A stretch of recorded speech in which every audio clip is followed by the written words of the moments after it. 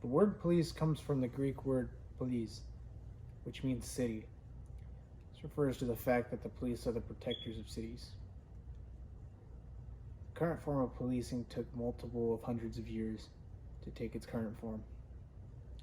The original police force was based on money for profit, or in other words, mercenaries. Because of this, most citizens rejected the idea at first. But by the late 1800s, most major cities had a police force. The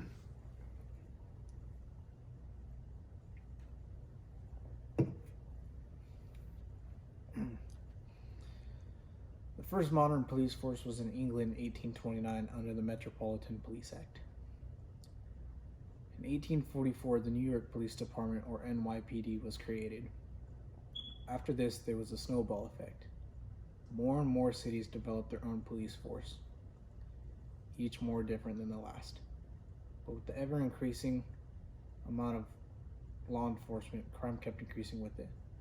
Because of this, special law enforcement agencies were developed, including the DEA, FBI, SWAT, the Border Patrol, and the Secret Service. Along with these organizations, police organizations started issuing soft body armor to protect against small arms fire. Since these agencies tackled different problems, they each have their own tactics and training. Training has become more dynamic over the time. The most basic police academy is about 26 weeks or 976 hours worth of training. The first form of police was very informal and was mostly used to collect taxes from citizens. Ancient emperors would rely on ex-military or current military personnel to fill this role. Emperor Augustus had 3 different divisions to help protect citizens from crime and fire. And in honor of all the past, current, and future officers, President John F. Kennedy declared the week of May 15th to be National Police Week. And to quote Cesar Beccaria, "It is better to prevent crime than to punish."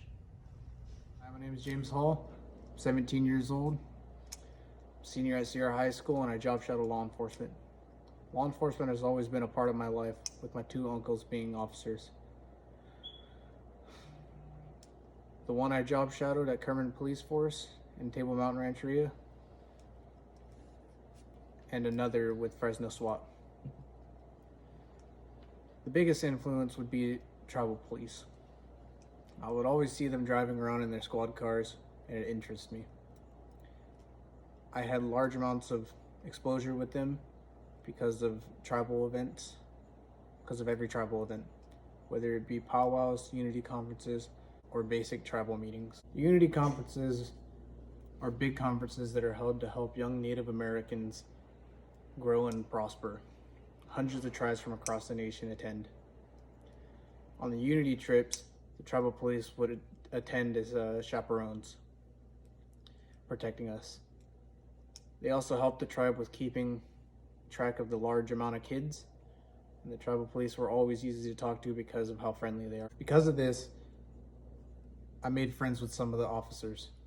Because of this exposure, I've always wanted to join the tribal police. I wanted to do this because I've always wondered how the normal police force operated and worked. But the biggest reason would obviously to see if I would enjoy doing it as a career for the rest of my life. I didn't want to have a career I didn't like. But with this, I faced a big challenge for me: public speaking. Ever since preschool, I had trouble speaking in general. I was shy because of my speech impediment. This caused many difficulties because no one could understand me. The only people that would be able to understand me was my immediate family. This caused me to struggle with speaking to strangers and to my teachers because they could not understand what I was saying.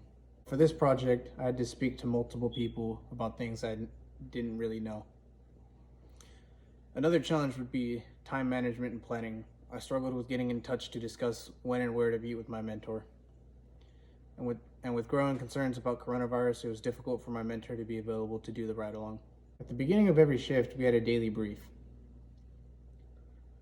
In this brief, the previous shift, or the officers from the previous 12 hours, would discuss ongoing cases and share info and concerns.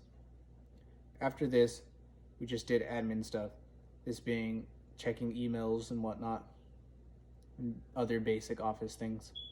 These emails can contain specific requests that other officers might have, whether it be to check up on people from previous cases or other minor things. After that's finished, we would go on patrol.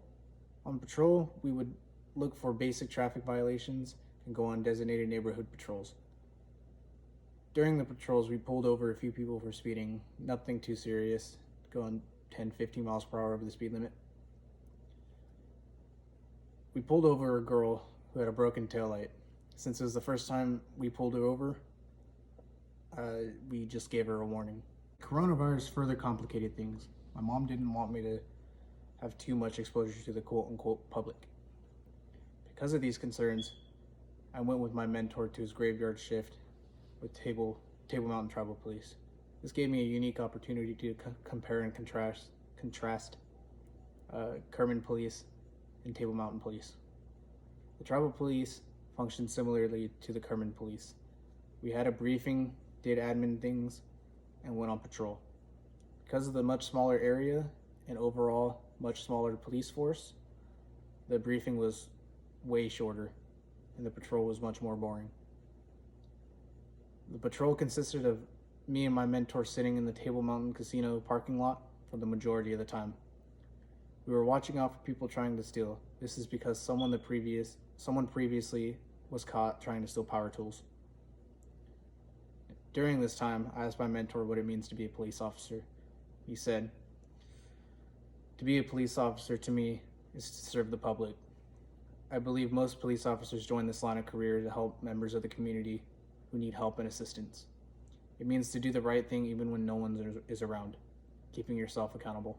This is why I look up to my uncle and strive to follow in his footsteps, because he is selfless and is always putting others before himself.